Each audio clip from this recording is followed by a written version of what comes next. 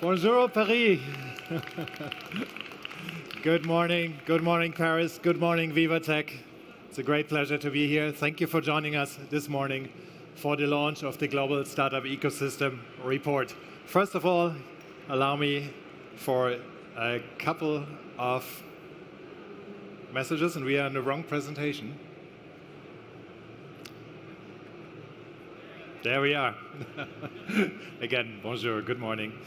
Allow me a few words about Startup Genome. We are today the leading policy advisory and research firm for startup ecosystems, global leader in our chosen niche, working with about 180 clients, network partners all across the world, 6 continents, north of 60 countries today, working with policymakers, with entrepreneurship, ecosystem leaders to make sure that everybody in the world, as a founder, can participate in the wealth creation and the opportunity that startup ecosystems are making available for us, and break up the concentration that we have seen for so many years in tech, where wealth creation, job creation was concentrated in way too many places. That has positively changed, but that will be an interesting part of this discussion and presentation. Maybe the world is up for another change, and maybe not in the direction that we necessarily want to see, or at least that we need to be aware of. Strategy clients, the ones we work with very intensely, grow on average 60% faster in their ecosystem value, a good indicator for economic value, adding about 1.4 billion in extra ecosystem value to their work. I would like to claim this is to a small degree part of our work, part of our input. It's also a good indicator for those ecosystems, those governments that take an active role in policy making, engage actively. They are doing better, they are faring better, they are developing faster, their ecosystem value is significantly higher. Big thank you to our global network, which you can see on the screen on the left-hand side, all of which, and many in the audience and joining us online today, who have contributed to the Global Startup Ecosystem Report 2025. Again, about 300 partners who have helped with data, with policy insights. So a big thank you to all the contributors to this collective piece of research. Without further ado, it's my great pleasure to present the Global Startup Ecosystem Report 2025 this morning here in Paris at Viva Tech. And first of all, the moment everybody typically is waiting for, the ranking the top 10 ecosystems, which normally is quite a dull story. It's the usual suspects, right? It's the ones still on the left-hand side, Silicon Valley, New York, London, Tel Aviv, unchanged, the top group. But what has happened this year is really a very significant change in our ranking that we can see. The top ranking, the top 20 ecosystems have seen significant disruption in our rankings, changes, interesting dynamics that we need to pick apart a little bit more. I want to point out a few. Philadelphia, sensational, plus 12, strongest growth in our rankings in the last 5 years, almost unheard of in this top group. Bangalore doing extremely well, plus 7. Seoul, plus 1 in the top 10 category, firmly in the top 10 category. Overall, a lot of dynamic. Beijing being number 5, jointly with Boston. So a lot has happened, a lot of disruption in the ranking of startup ecosystems this year that we have to report. Key findings, and let's have a look a little bit to the right. I think that there are 2 very clear statements. Europe is generally falling, not what we want to hear here in Paris, here at Viva Tech, but we can see all European ecosystems on average 2.5 ranks down. And had it not been for our darling here, Paris, and for Madrid, that fall on average would have been even stronger, maybe 4 points down. So Europe down, that's certainly something we need to acknowledge.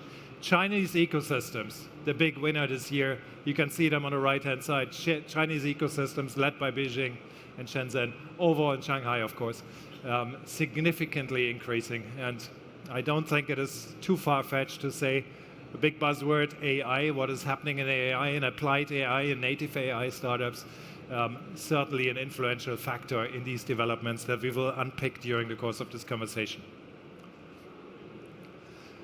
Decline in ecosystem value. Ecosystem value as a measure which is very close to our best approximation to economic value created for governments, for countries, for municipalities. Overall decline, median decline 24%. as a global average. What's interesting to unpick here, though, is the left and the right of this chart. We see China almost uncoupling, right? The drop in ecosystem value is the least significant in China. Suspicion, hypothesis, AI startups are already changing the game. Secondly, of course, different capital structures where it is easier for public capital to replace the dearth that we are experiencing in private capital in most ecosystems. So that's a clear extreme. Africa, North America, MENA doing quite well when we look at ecosystem value decline in relative terms. MENA, some interesting stories. Riyadh in our rankings over the last 5 years is 60 ranks up, incredible. That's adding to ecosystem value for a reasonably small region. Europe considerably down. The smaller ecosystems in the rest of Southeast Asia and in Latin America down. Typical for times of huge volatility in markets. And what we need to take into account here, we are coming down from a huge bubble in investment and valuations that we saw in 21, 22, post-COVID. This is the correction, that's what we've seen. And of course, a dry up of funding. And when we look at the next stage, we all heard the buzzword, and we put it on stage last year at London Tech Week, say we are in a funding winter. Hopefully we'll see the spring soon. I think we are at the winter solstice, if you want to stay with the analogy, at the moment when we look at data points. Early stage funding still considerably down as an important indicator, but stabilizing. And hopefully as a news and as a takeaway, markets are stabilizing at that level, unless something unexpected happens and disruptive tariffs and other bigger economic and macro factors disrupt our industry. Again, hopefully not too much. The same for exit values, important, right? As they indicate how much capital gets recycled, gets reinvested into our startup communities. Declined sharply after the bubble, we all know that. Our estimate for the first half of 2025, outer right-hand side, is hugely positive when we see it in a longitudinal context. So a little bit of hope that exits are on the up again, capital gets recycled, entrepreneurs go back into their ecosystems. We are hopeful here, unless, as having said, some macroeconomic event is going to disrupt this little recovery that we are seeing right now. A brief look at subsectors and what we are doing here with this bit more complex slide. When you look at the size of the bubble, that's ecosystem value for a subsector in tech, blockchain, AI, MR, and so forth. The x-axis, the horizontal, is exit value growth or decline. And so standing for the maturity of these sectors, how much exits are being generated. And the y-axis, Series A capital investment growth or decline, as an indicator of how much fresh money goes into younger startups, how much dynamism is in these sectors. And important to see, this is a 5-year comparison. Blockchain, the darling of investors in 2019, we are still seeing huge exits coming through, exit activity and fresh capital going into it. But the bigger story certainly is AI, blue, and AMR. Let's unpick AI first. This is traditional AI and machine learning. Not so many exits, not so much capital that's getting recycled, but of course a huge influx of Series A capital, of dynamism in the sector, as we would expect it. AMR the same, so still young capital, new capital going into it. We haven't seen, slightly disappointingly, more exit activity in AMR and robotics that we had hoped for. If we look for reasons during the pandemic, factory shutdowns, maybe more difficult to really build a scaling business in these times, and that's the result we see here. EdTech, digital media, since years we see the decline of these sectors, no exits coming through, no fresh capital going into it, so not that much happening. One we want to point out, because it's heartfelt, clean tech, we were hopeful for a long time, it's so important to help technology helping us manage the climate crisis. Clean tech doesn't show the exits we were hoping for, maybe investor disappointment after some positive signs over the last 2-3 years. That might explain where we are in clean tech. It hasn't fulfilled the expectations that we had and hoped for, at least when we see these data points. Same slide, but not for ecosystem value, but rather for deal activity, how many deals are happening. Just as a takeaway, a much more vibrant picture, many deals happening. What we see is activity is up for sure. with smaller rounds, with smaller exits. Yeah, so notable difference between value and what's really happening in terms of deal activity at a much smaller scale. Key findings for the traditional view of startup ecosystems. We want to use this moment also to introduce a piece of research that we are starting to conduct, we have started to conduct, that is entirely focused on AI and serves one objective only: to help you all, policymakers around the world, to better understand what entrepreneurial AI policy really is, action-orientated AI policy that can help our ecosystems participate in the development of native AI startups and building winning ecosystems in a new future. What we are seeing are waves of technological disruption, starting with computers in the 60s, 20 years, 1992. We are at the advent of the web, the networked computing solutions, so first or second big industrial revolution, a tech revolution. And now we believe we are at a similar inflection point with AI hitting us 2022, with ChatGPT becoming available broadly to the world. What is different in these curves is we are expecting this revolution to be much steeper, much faster, the growth curve being much steeper than even the fast ones we had seen before.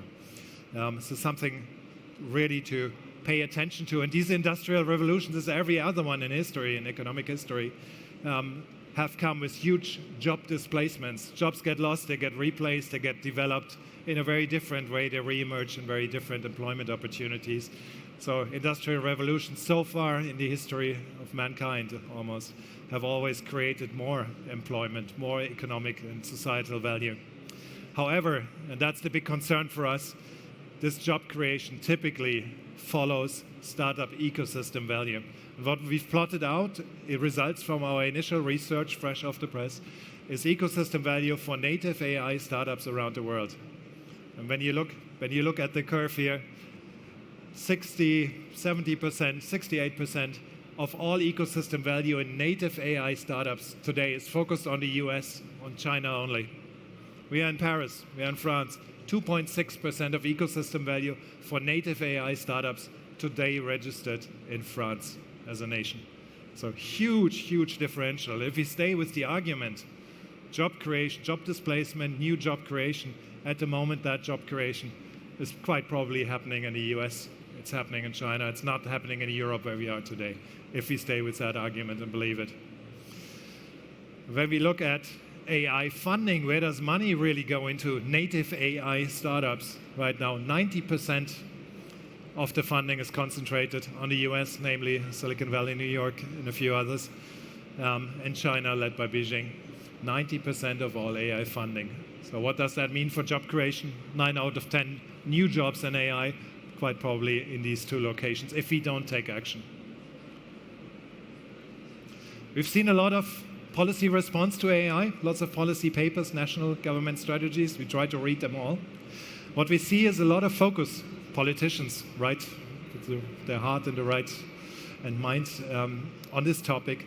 But what we typically discover is huge focus on infrastructure investments, supercompute, supporting corporates in digital transformation and better working with AI, investment into research facilities, and talent development at the university environment to build future AI talent. All laudable, all important.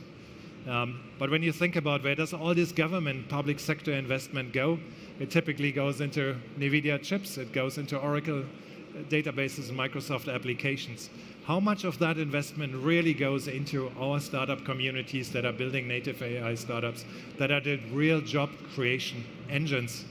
Not that much. So we are trying to argue with these data and with this piece of research that's coming up. We are trying to make everybody aware in policy. Be mindful, job creation is happening in startups. These are the net job creators in your economies. At the moment, it is not happening outside of the US and China. We need an action-oriented AI policy that really helps our entrepreneurs to start their journey in native AI development. This is the transitioning of new startups being formed.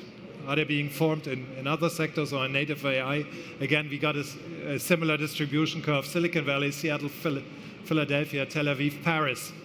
leading in terms of the highest proportion of new startups being formed already being native AI, the rest not doing so much. I'm from London. We are in the middle of this chart, the number 2 ecosystem in the world for many years. We are not participating. We are not forming as many AI native startups as we quite probably should. So that's again, food for thought and wake up, cry, hopefully. Even bigger, the gap in transitioning our investors. This is the distribution of all venture funding, percentage of the funding that goes into AI native startups versus the rest, versus the overall capital available. And again, you can see the steepness of this curve or distribution, Silicon Valley, Beijing, Toronto, Waterloo, leading the charts in terms of investors investing into native AI versus other startup investments. It's a really steep curve. So in many, many ecosystems, including leading ones, our investors are still unsure. What are the right models? They are reluctant, they are hesitant to invest into native AI startups. We need to help them to get into a better understanding, better discovering the investment opportunities. We need to shift our investor landscape towards native AI. These are our hypotheses. These are the things that we see in many, many discussions. And we are starting work with a lot of startup ecosystems, hopefully with you all, in terms of a look at policies. How do our policies need to change? If these data points are true, and believe me, we've validated them, how do we need to respond as policymakers, as ecosystem leaders? What do we need to do very practically in funding policy, in practical programs, in community development for our AI communities, and in terms of developing competitive talent and access to competitive specialist talent? Are we ready? Have policymakers put these considerations in their budgets already for next year? Because otherwise we've lost a year of development time. These are all questions we want to debate. We will try to answer them jointly with all of you in our research that's coming up. And I'm really delighted to also have the opportunity to discuss these topics now with a very prestigious panel with practice policymakers from leading ecosystems around the world that we will have here on stage in a minute. Before we go there, I would like to first say thank you for attending the Global Startup Ecosystem Launch 2025. Download your copy now. Today it's available. We hope you'll find insightful reading all these topics really in great detail. It's my particular pleasure now to call to the stage our discussion panel. Daria, Liz, please. Yep. Please. Oh, yeah. Thank you very much. Liz, thank you. What was that? Thank you. Thank you so much. Please have a seat.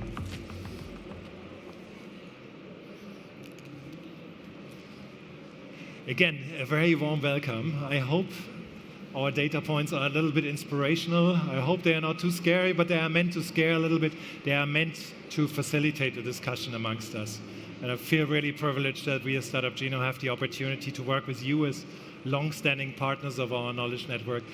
Get your perspectives. In the next 30 minutes or so, we want to develop a few perspectives for all of you as policymakers, ecosystem leaders, stakeholders in your ecosystem, practical insights that you may wish to consider, take away, have a practical use case, take it to your discussions in your local ecosystems, and see what we jointly can do to better participate in what we believe is the revolution of our lifetime, quite probably.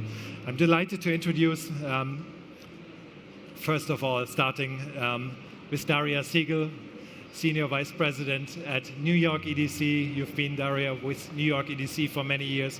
New York EDC, one of these policymakers who certainly has driven the success story of New York and makes it what it is today, number two ecosystem in the world. Liz, so grateful that you join us from the home of Alan Turing, what could be better, Manchester in the UK, and head of the Turing Accelerator program, where we will see new developments in the UK coming out of applied AI. Fukumoto-san, Deputy Director General of the Ministry for Education, Science and Innovation in Japan. A very warm welcome. To get a perspective of Tokyo, we've seen the developments, which are hugely positive, and more perspective for the country overall. And Mr. Minister Karg, of course, from the government of the state of Karnataka in India. You're coming from Bangalore. Bangalore, 7 points up, an immense success story. So really interested in hearing your response. You've been so successful over the last few years. Here's a moment of disruption possibly coming to even the most successful ecosystems that we have on stage. I'd love your perspectives from your different ecosystems. Very simple question first, and please let's have an open discussion. How is your region? Are you seeing these development trends, and if so, how is your region adapting? How are your ecosystems responding? Maybe just with one or two brief statements. Daria, do you want to give it a start? Sure. Yeah, I'm happy to kick us off. So in New York City, we're extremely proud of the growth of our technology sector. EDC has been investing in technology for over 2 decades. And if you had asked us 10 years ago, no one would have thought of New York City as the technology hub that it is today. It is the fastest growing industry in New York City. And that's really because of the diversity of industries that call New York City home. And they're all innovating, and they all need technologists. So there are over 360,000 people working in the tech ecosystem today, and we're so proud to remain number 2 as our global tech ecosystem. But we're not resting on our laurels. We're investing. We're making sure that we're leading in emerging technologies like AI, like quantum, like deep tech, and making sure New York continues to lead.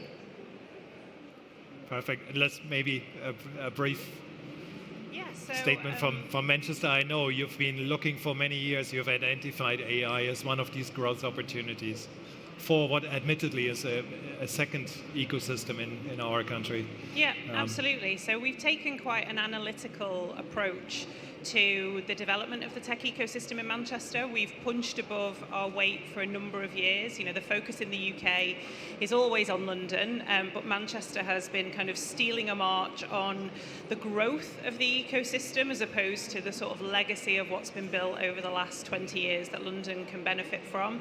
And we really focused on what are the assets that we've got in Greater Manchester, and what would it therefore make sense to really lean into from an ecosystem point of view. So as you mentioned, the long heritage and legacy of development of AI and machine learning that goes back kind of 75 years in the city, the incredible research institutions that call the city home, the amazing business base that are all adopting and using and developing AI, as well as a really thriving ecosystem of innovators and entrepreneurs. So all of that together makes this something that it just makes perfect sense for us to focus on. Perfect. Thank you, Liz, for first impression. Fukumoto-san, Japan. Tell us more. Yeah, thank you very much for having us. And yes, as Stefan mentioned, we are aware of the big change in the world politics and also the economy. And Japan has been changing a lot by improving the ecosystem and also the policy system for the startups. But the peers in the China and the US has been much faster to develop their own ecosystem. I don't know whether it's due to the policy side or the more economy or the startup side, but I'm very much aware of these change in the world. So yeah, that's my perspective. Yeah. Mr. Karg, you've hugely successful ecosystem, but again, similar to Tokyo, similar to many others. Do you see that as a concern, or? Well, firstly, thank you for having us over. And I think the government recognizes AI as the biggest disruptor yet, and we are gearing up for it. We have a multiple-pronged strategy for it. Firstly, within the government, we have begun an artificial intelligence and machine learning unit that will help for better governance. That is one part of it. And the other part is government is working very closely with the private sector, trying to build in a very strong foundational pyramid of skills and talent, incubators, where innovations can be bred. We are topping up with budgets and then bringing in the right policies from a different ecosystem that we are learning from. So, like I said, multi-pronged strategy, and we are learning from other ecosystems to accelerate. And I think because of the huge demographical advantage we have, I think we are in a great position to not only cater to a local ecosystem, but also to the global ecosystem as well. Thank you for this perspective, and I try to make a point very, in a very not cross way, but in a very clear way to say when we read AI policy papers coming from many governments, certainly you know quite a lot of European ones, we read a lot about focus on huge-scale infrastructure, on the universities, very laudable, but investing into talent in the university setting takes a generation to manifest itself, whilst we are in a race that's happening in 3, 6, 12 months time cycles. So it is worrying us a little bit. The investment in supercompute, laudable, important, but are we doing enough on the entrepreneurial AI policy side? Before we even get into what could that be, do we know what could it be? Let's explore that together. But do you already take action? Do you see things at a national level, at a city level, particularly for Daria and Liz, because you are influencing what's happening in your cities, in your ecosystem directly? Happy to start.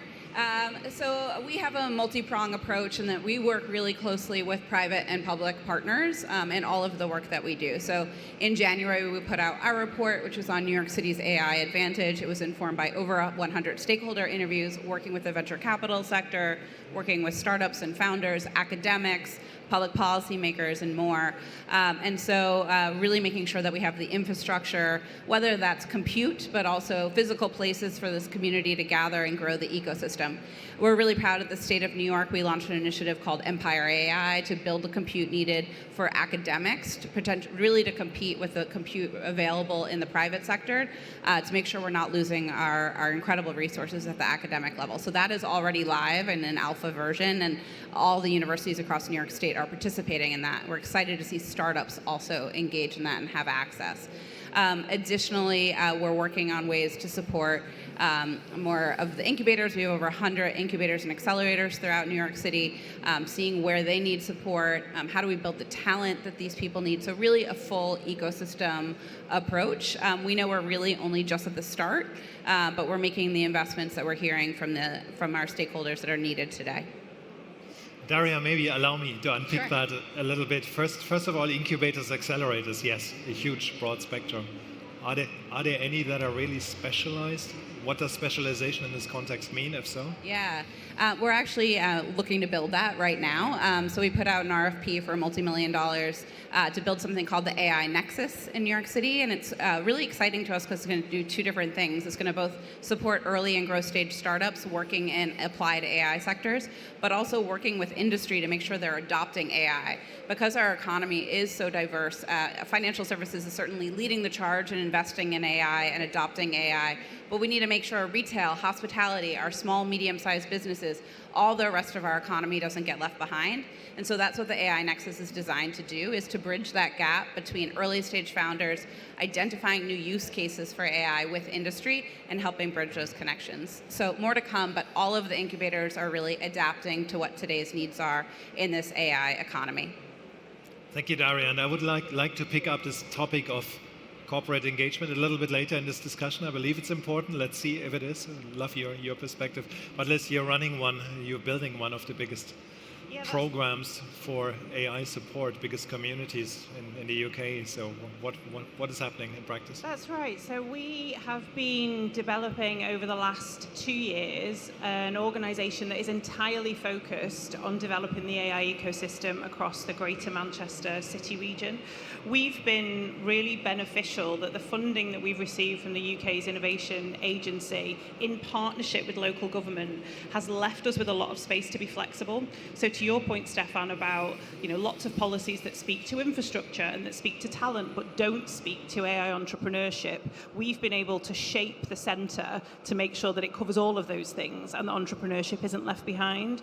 So as well as programs that support widening and diversifying the AI talent pool, because we know from previous work in developing the ecosystem from a tech perspective across the UK that if you just focus on entrepreneurship and don't focus on the talent pool, you're just storing up a problem for the future.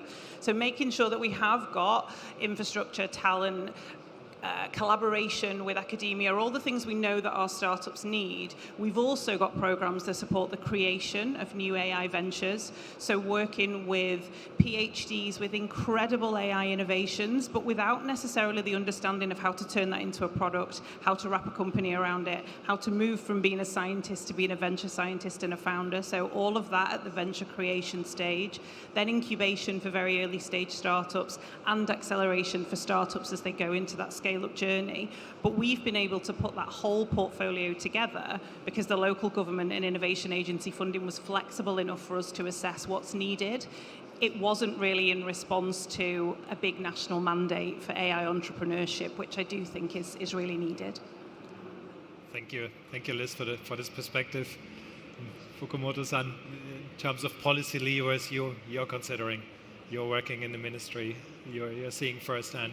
What are you considering in Japan as supporting policies? Yeah, thank you. As for the AI strategy, since I'm from the national government, not the regional government, so I would like to start from the very big picture of the Japanese AI strategy as a government. Government of Japan have AI strategy plan in 2022. That's the first AI strategic plan, integrated plan. And after that, we are now revising it. And there are two aspects for the AI strategy of the government. One is, of course, as you mentioned, the risk management or the infrastructure providing. And the second is the promoting, especially the startup. So maybe I'm touching upon the risk side or regulation side afterwards, but for the promotion side, our main focus is rather the startup or entrepreneurship. Of course, the big tech or the big infrastructure is important, but for generating the talent and entrepreneurs from the AI scene is very much important. So concretely speaking, we are providing the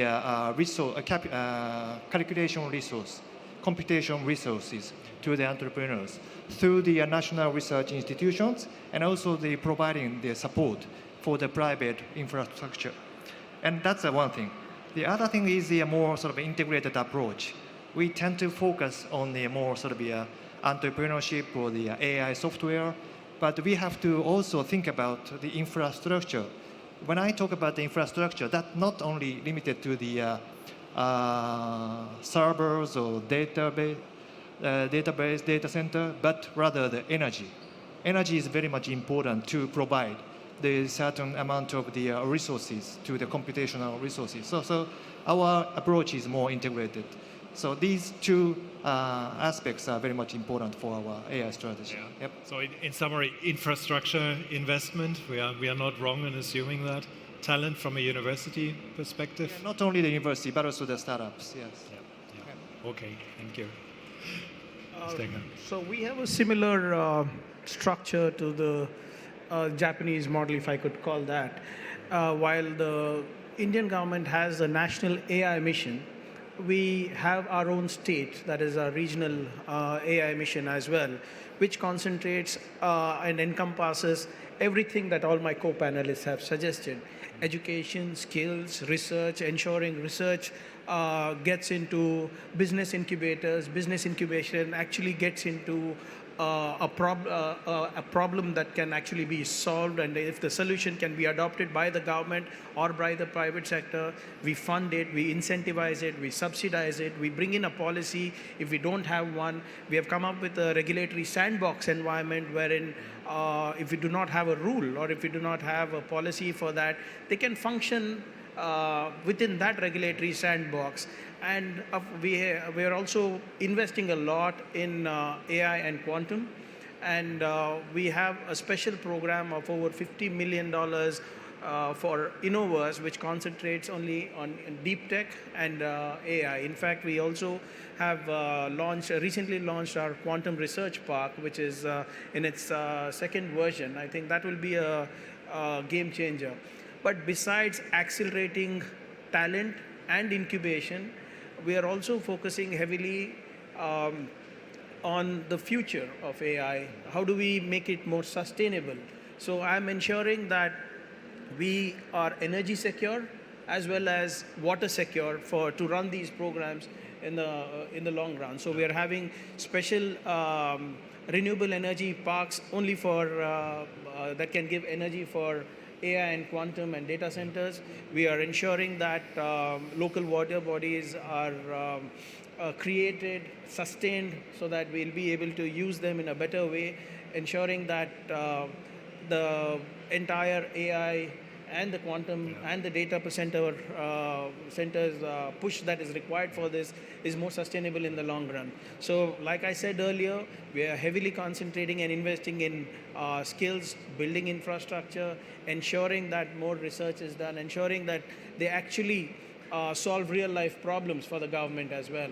So our focus is, I run 27 centers of excellence, right from agriculture to aerospace. And in each of these verticals, we are having heavy intervention of AI, which is government-backed. Minister, you're making a really interesting point. I know Innoverse, as an open innovation, corporate innovation environment, is coming soon, or is already in so the interesting part of Innoverse is that we are agnostic about our partners. It can be private sector, it can be governments, within different parts of the country, and also we have our Global Innovation Alliance. Nothing stops me from partnering with NYC EDC or the Turing Institute or even the Tokyo government. So it will be a convergence of all thought leadership in Innoverse. Perfect. I wanted to, as a thesis, right? We've shown a few data points. They are admittedly scary. They're certainly a wake-up call.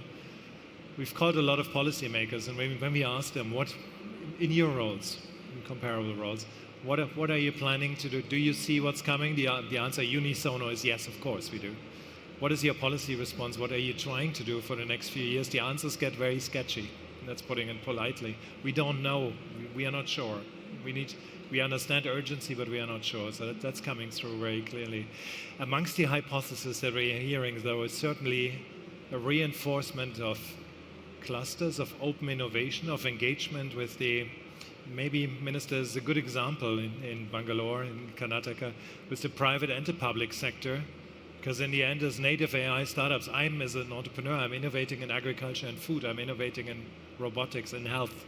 I need access to data. Where does data typically reside? In the public sector or in a corporate environment, or ideally in a bunch of corporates that have decided to collaborate and make these data sets available and are a partner and maybe define challenges worth innovating for. So I'd love to hear from all of you, are we on the right track here and saying corporate engagement has been a buzzword for many years. It's slow in the making, but it certainly has manifested itself. Is this a moment where we need to double down and invite our corporates and build these bridges? When I say corporates, I mean corporates and public sector agency, both. Do we need to do more from a policy, from an ecosystem convener perspective to build these bridges? Maybe open for discussion. I'm happy to kick off on that. We've got some experience of bringing that to life in Manchester in a way that does actually move the needle on innovation and entrepreneurship. So as a bit of background, Greater Manchester is a devolved authority within the UK, which means it's got direct responsibility for its budget in some areas that would normally be held at a national level. So things like health and social care, the transport budget, etc., are devolved to the local regional government. What that also means is you've got really interesting data sets across a population of about 3 million people. So that's big enough to be interesting from an AI innovation and entrepreneurship perspective, but not so big as to be unwieldy. And we've definitely seen a much higher level of innovation in collaboration with corporate partnerships, with the public sector, with the data that can be made available in a safe and accessible way to really drive that innovation. Across the UK, we've got something called the UK Biobank, which is the world's largest data set in terms of health records because of the way we run the National Health Service in the UK.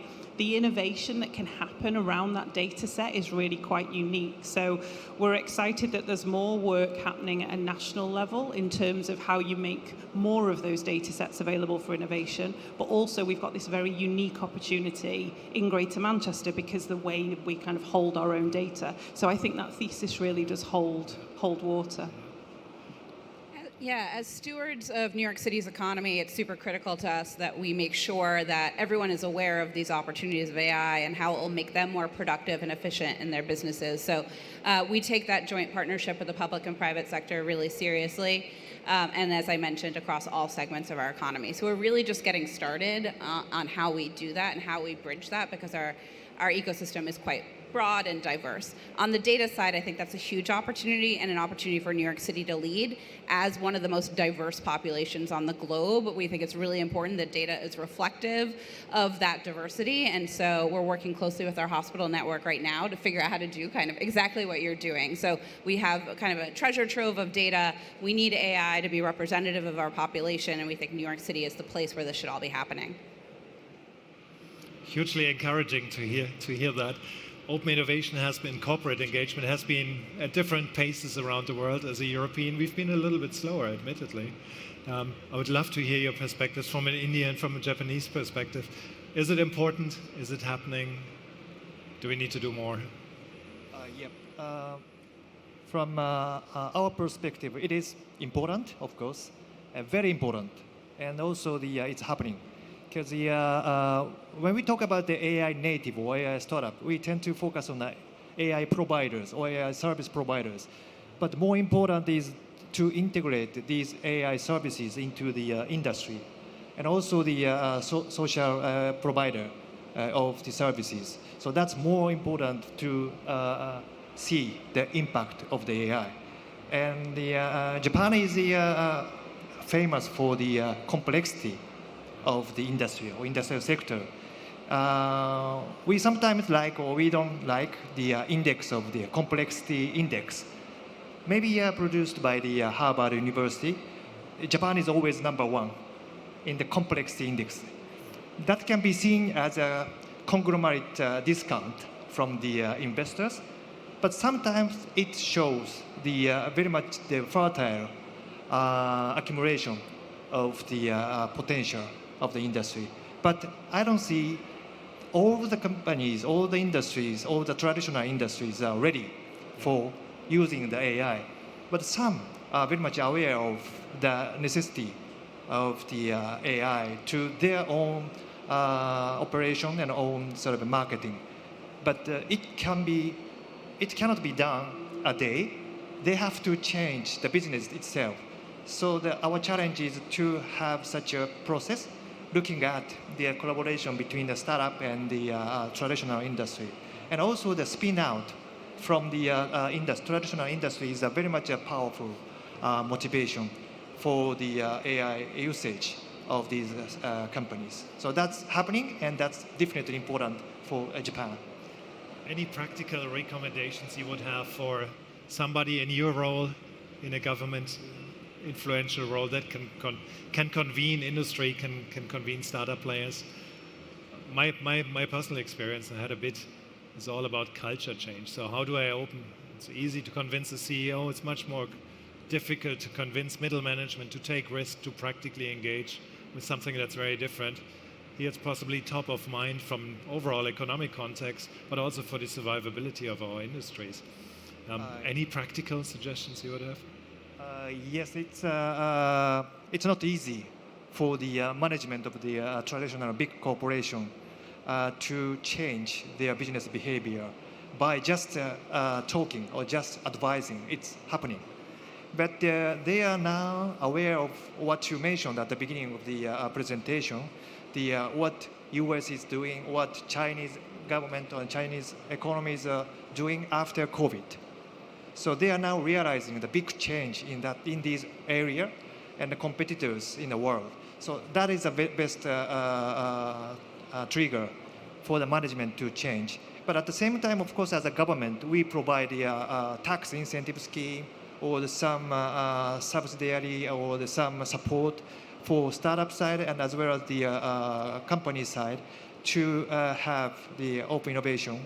And there are several detailed discussions, but But it's definitely happening. That's the encouraging sign. Yeah, that's encouraging, yes. So I hope in our upcoming research we can go a lot deeper and really unpack what that means. Mr. Karg, with Innoverse, you're already making a big step. You got a huge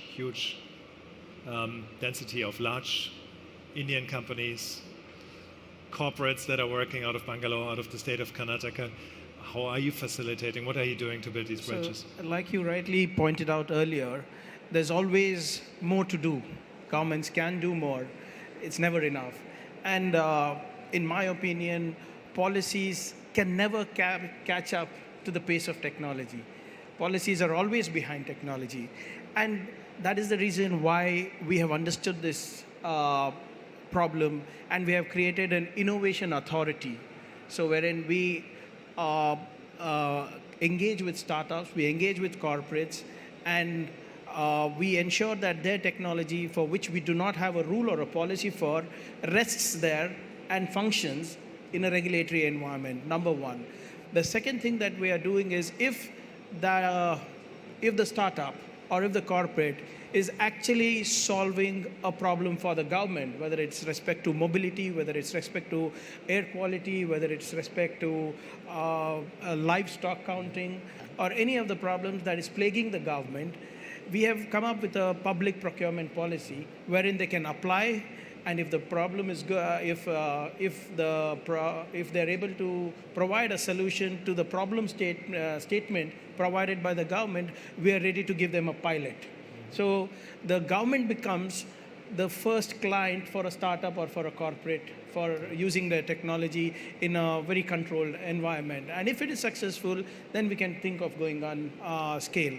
And the third important thing that we are also doing is that the government itself is throwing up grand challenges to the startups and to the corporates. So so recently we had a challenge thrown up to corporates and startups across the world to solve the portability issues that the government is facing, whether it's chemical contamination or bacterial contamination of potability of water. And we had an immense response. We had people from UK, we had people from Amsterdam, we had people from Japanese companies come up and talk to us. And they were collaborating with local startups to ensure that they understand the local ecosystems better, the local problem statements better. And I think we have already adopted 7 such startups only in this sector. So we are as disruptive as startups and corporates are when it comes to policies. But like I said, it's just not enough. We all can do more. But we are trying to accelerate this. We are trying to ensure that by a lack of policy or by a lack of rule or because of inexperience of government, technology does not get hindered. So the idea is that we push and push these things so that we are able to deliver better for the people. Yeah. Minister, you made an interesting remark I wanted to pick up on, if you allow me. Sandboxes as something, regulatory sandboxes to test new environments. I know you've done a lot. I think we all have good experiences in fintech and elsewhere. Is there something happening specific to AI? Do we need it a lot in the first place? A lot of it. So one of the use cases that I can give you is that every year we have huge crop losses. It's either through drought or through floods. And every time we give out a lot of compensation to the farmers, depending on certain criteria. And there are a lot of fake images that is generated by officers and by people down the chain, down the hierarchy. And we end up giving compensation where there are no losses as well. So we have used AI extremely effectively to see and determine through satellite images, through other ways of using AI in photography and other things to determine whether the image that is being given to the government for compensation is genuine or not. So this has cut down close to around 30 to 32% of the compensation that are being paid. And we're also having a census of livestock right now in my state. So how do we count the cows and the bulls and the ox, and how do we count the livestock? So one of the startups came up and said, like, look, probably you need to do image sensors of facial recognition for cows. But the muscle, the muscle. Apparently, the patterns are different from each of the cow, and that's what we are experimenting with. So I can give you more than 20, 30 cases. You're providing the challenge, you're coaching the startups. Absolutely. That's So, a really interesting. I know we get to learn so much from these disruptions. So I mean, I didn't know personally that every cow had a different kind of muscle. So Message to policymakers: experiment more from a public challenge, public procurement my perspective. message is just keep listening. You'll pick up something. And we're doing something similar with procurement reform. I'm glad you brought it up. It's a little wonky for a lot of people, but I think it's so critical because government workers, service workers aren't aware of the latest technologies to solve government challenges. So in New York, we also reformed some of our procurement for something called challenge-based procurement. It sounds like exactly the same, of allowing government workers to put out procurements a little more open-ended and posing a challenge and asking the market to propose their solutions and then pilot off of that. So we're really excited to work more closely with the startup community to solve New York City challenges. Maybe a little step change, if you allow me. What we saw in data as well is a change in investment need. We have this shift to native AI, some ecosystems much quicker than others, we've learned that. We've also seen that investors are almost on the back foot, but not investing as fast as AI native startups are being created. Different investment needs, possibly larger early seed stage, Series A rounds that are required. Cycles get much quicker. Maybe the business model is less formulated, less clear when it is being pitched to the investor. So we are perceiving a reluctance of most traditional investors in our ecosystems. Do you see the same first? And secondly, do we, from a policy perspective, do we need to do something? Do we need to have a mechanism? Do we need to co-invest? Whatever it might be. But first of all, is that a fair perception? Is that what you see? Just jumping in from a Manchester perspective, so on the graph that was shown before around the rate of investment in AI native startups versus the broader startup community, I think the most successful ones were at the sort of 40% end once you discount the really high ones in the US. We're at about 30% in Manchester if you look at the investment that's gone into tech startups over the last 3 years. So it's better than we feared it might be, but there's still huge room for improvement. We've found, because a lot of our native AI startups are really focused on solving problems in our frontier sectors. So as a city region, we've got frontier sectors in health tech, in climate tech, in AI and cyber, and also advanced manufacturing and materials. We find that actually the investors who understand those verticals really well are getting to grips with AI in that space very quickly.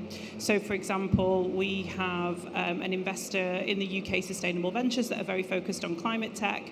When it comes to what they are doing on the ground in Manchester in terms of AI-first climate tech companies, they have got to grips with that very quickly. So I think there's something about considering where is your investor strength, which are the verticals that they really understand, and then dialing up their AI understanding on top of that, rather than a really broad portfolio of AI that is quite difficult to make the transition to.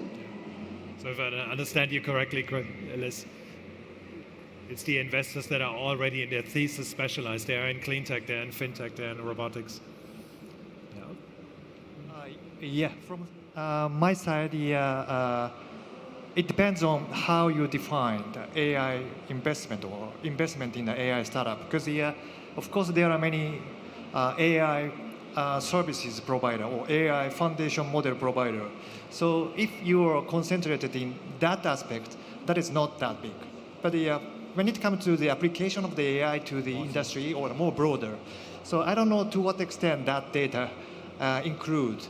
The data is much more reflective of what we call native AI. So it's not driven by a few large language models. Okay. It's driven by applied applications and sectors. Okay. All right. So from that perspective, maybe difficulty of investors to understand the AI or the AI application depends on how you see the services or how you see the major activities of these startups. But at the same time, still the deep tech or the AI integration in the deep tech field or scientific field is still difficult to manage the capital raising. So that's the traditional issue, but more than ever, when it comes to the AI integration to these development, that's much harder. So in that sense, we have to be worried about that, and we have to be positive, trying to go through that. Yes. Some investors getting it, others still lagging. That's what the data tells us. I think we'll jointly try to investigate this further and see what we